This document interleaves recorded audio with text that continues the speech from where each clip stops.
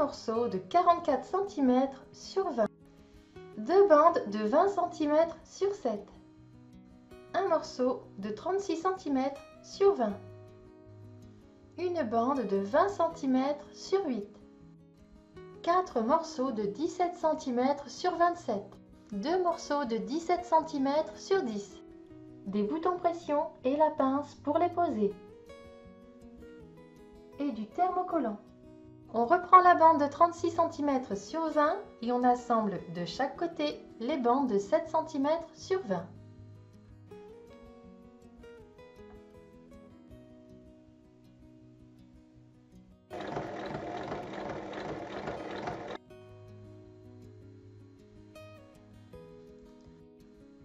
On ouvre bien les coutures. Je pose mon thermocollant sur cette partie et je fais ensuite une surpiqûre de chaque côté de la couture. Je reprends la bande de 8 cm sur 20 et je coupe dans le thermocollant une bande de 20 cm sur 6. Il faut la thermocoller bien au centre. Il y aura donc 1 cm de chaque côté qui ne sera pas thermocollé. Je fais un repli d'1 cm de chaque côté et je replie en deux. Et il faut ensuite piquer de chaque côté. Il faut maintenant épingler la poignée à 10 cm du bord, 10 cm du centre de la poignée. Et on fait une piqûre de chaque côté pour travailler ensuite sans les épingles.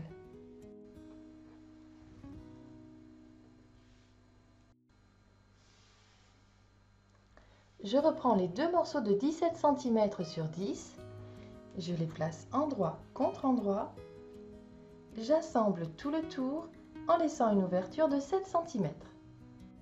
Une fois piqué, on dégarnit les angles et on retourne.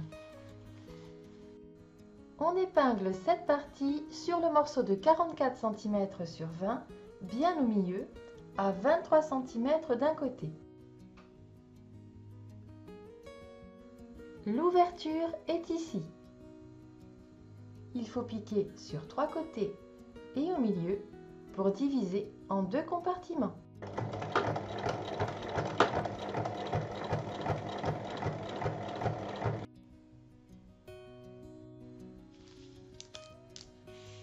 Je reprends les 4 morceaux de 17 cm sur 27.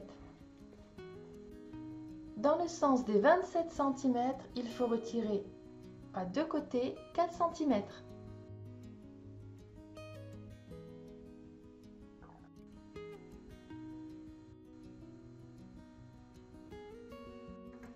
On en thermocolle 2 sur 4 les parties intérieures. On place endroit contre endroit, on assemble les côtés et le bas. Il faut bien faire un point d'arrêt à chaque fois.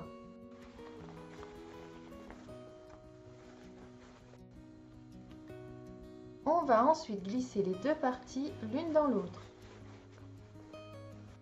On épingle les coutures de côté, on ajuste bien et on va piquer tout le tour en laissant une ouverture de 8 cm.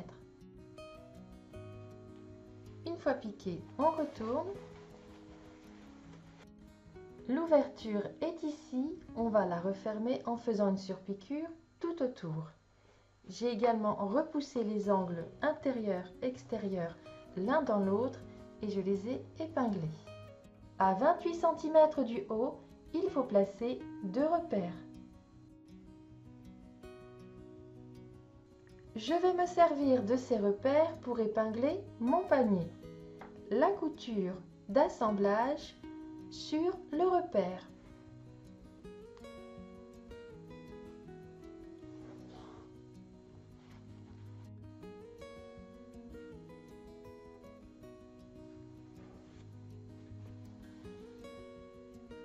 On aplatit bien et on va superposer avec la partie où il y a la poignée, endroit contre endroit. J'ai découpé la partie extérieure qui était légèrement plus grande et maintenant il faut assembler tout le tour en laissant une ouverture sur un côté de 10 cm. Une fois piqué, on dégarnit les angles et on retourne.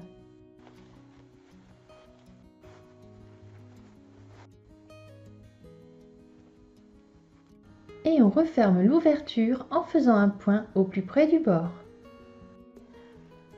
On va maintenant poser les boutons pression d'abord au niveau du panier de chaque côté. Placez chaque partie du pression de chaque côté de la couture à 2 cm.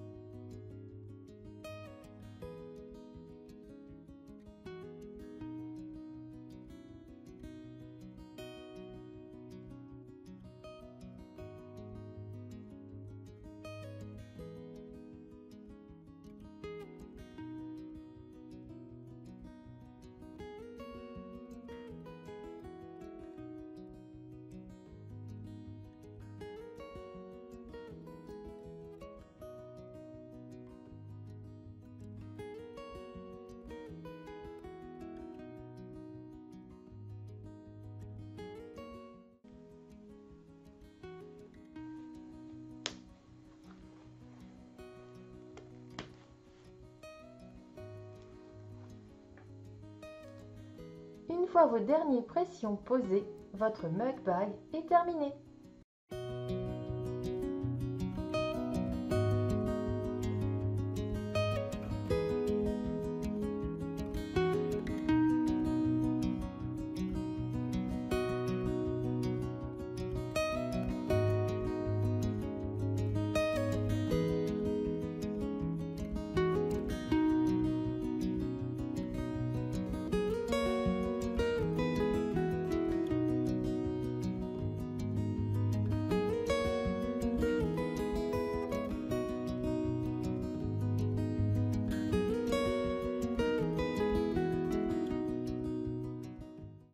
Vous aurez besoin des gabarits. Le demi-cercle est à couper 4 fois. Le rabat haut est à couper 4 fois. 2 fois pour le dessus, 2 fois pour le dessous. Et le rabat du bas également 4 fois, 2 fois pour le dessus et 2 fois pour le dessous. Un morceau de 21 cm sur 17. Ensuite, les parties du 7 à couper une fois, sauf celle-ci à couper 2 fois dans un sens différent. 2 bandes de 30 cm sur 7. 2 morceaux de 20 cm sur 18 et un morceau de 9 cm sur 20. Ces 3 parties pour l'extérieur et les 3 autres parties identiques pour la doublure. Une bande de 10 cm sur 20 et un morceau de 18 cm sur 20. De la bottine, 2 boutons pression et la pince pour les poser. On commence par assembler les 2 demi-cercles endroit contre endroit.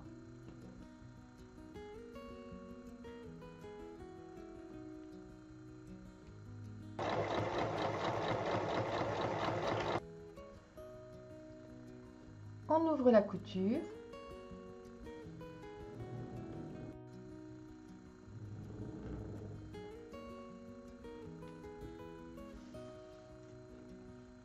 Je me sers du rond pour découper le morceau de bottine.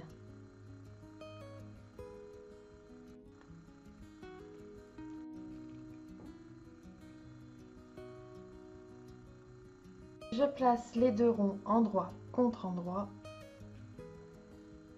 et je recouvre avec la bottine.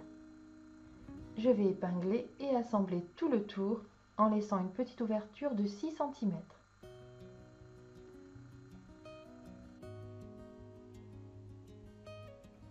Ensuite, on retourne. Pour refermer l'ouverture, il faut faire une surpiqûre tout autour à 5 mm du bord.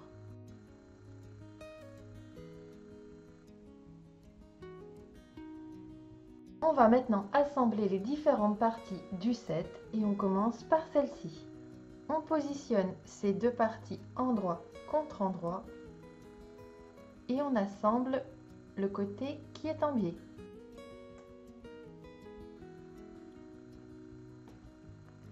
on ouvre la couture et on rabat envers contre envers. Je prends ce morceau et je positionne par-dessus, comme ceci.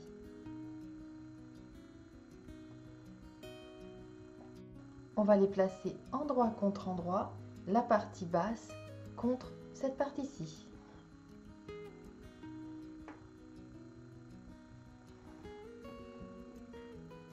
Et on épingle tous les morceaux ensemble.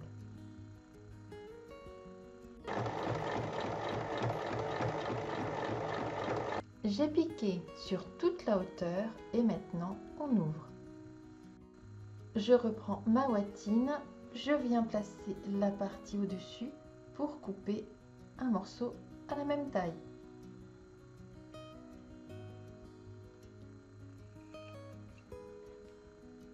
Je place les parties endroit contre endroit, la ouatine par-dessus.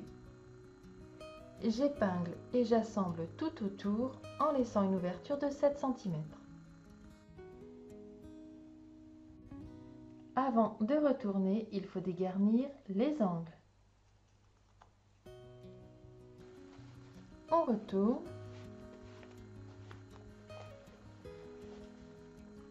On ressort bien les angles avec un ciseau à bourron.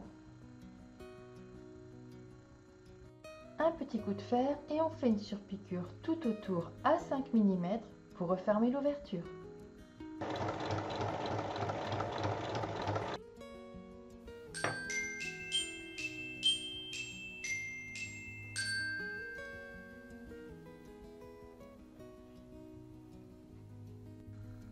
Je reprends la bande de 10 cm sur 20 et dans le sens des 10 cm, je plie en deux endroit contre endroit et il faut piquer sur toute la longueur. Ensuite, j'ouvre la couture et je retourne. Je dirige la couture vers le bas et je vais donner un petit coup de fer. On a deux morceaux de 18 cm sur 20 et une bande de 9 cm sur 20 pour la partie extérieure. On prend un des morceaux de 18 cm sur 20 et on va y placer la bande qu'on vient de préparer. Couture vers le bas. Je la place à 3 cm du bas et il faut piquer sur toute la longueur.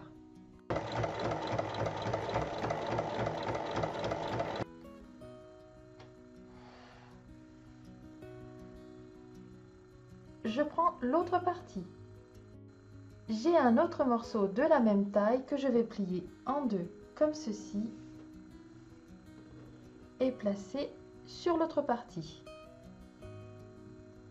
Et il faut juste faire une surpiqûre au milieu.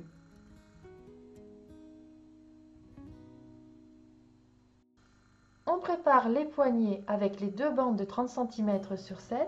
On fait un repli d'1 cm de chaque côté, on replie en deux et on pique sur toute la longueur.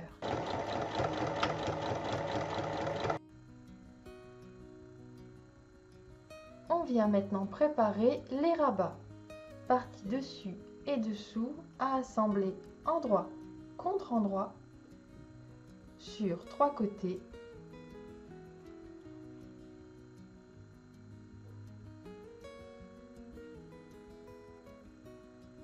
Et sur 3 côtés. Avant de retourner, on dégarnit les angles et les arrondit.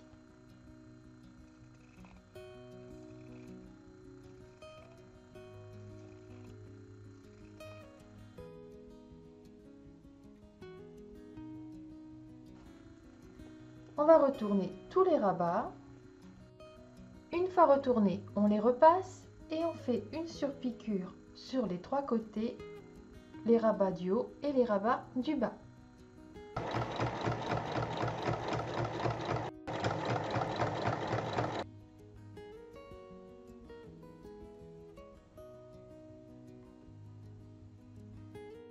J'ai repris les 3 parties de ma doublure et j'ai coupé la ouatine à la même taille. Épingler les parties ensemble et je vais les assembler en faisant une piqûre tout autour à 5 mm. On va maintenant préparer l'assemblage des deux faces. Il y en a une avec une poche en longueur et une avec deux poches.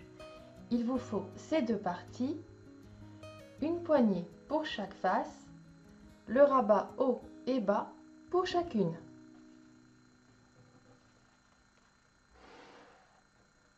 On commence par placer bien au milieu le rabat du haut et le rabat du bas.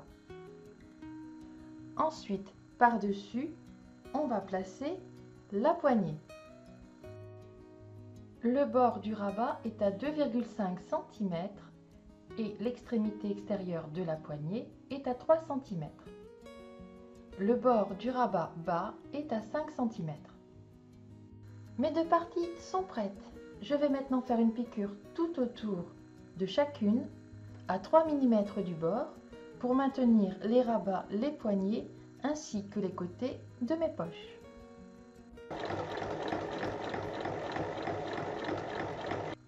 Je vais assembler le bas de ces deux parties avec ma bande de 9 cm sur 20 endroit contre endroit.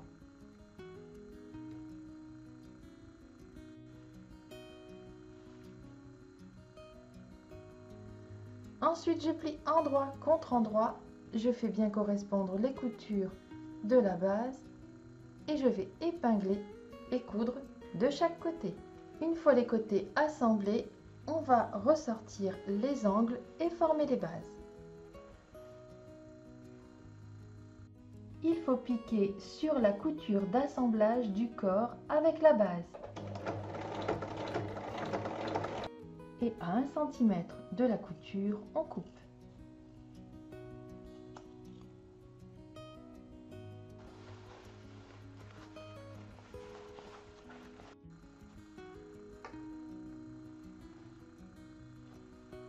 On répète les mêmes opérations pour assembler les trois parties de la doublure.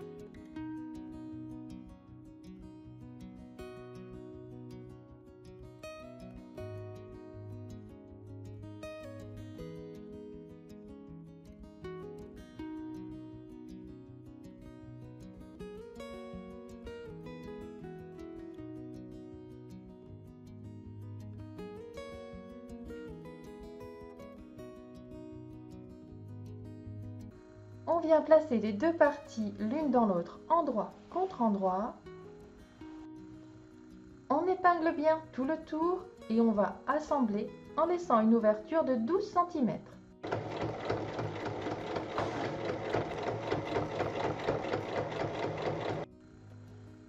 Et on retourne par l'ouverture.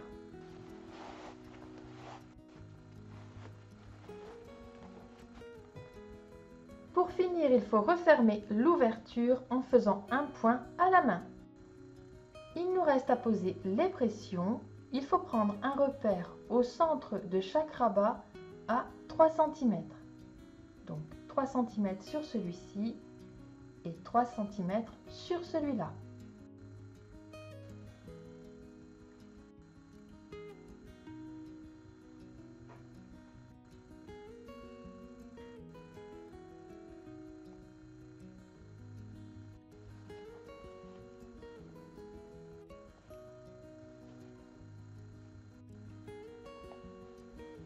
Une fois les pressions posées, votre ensemble à thé est terminé.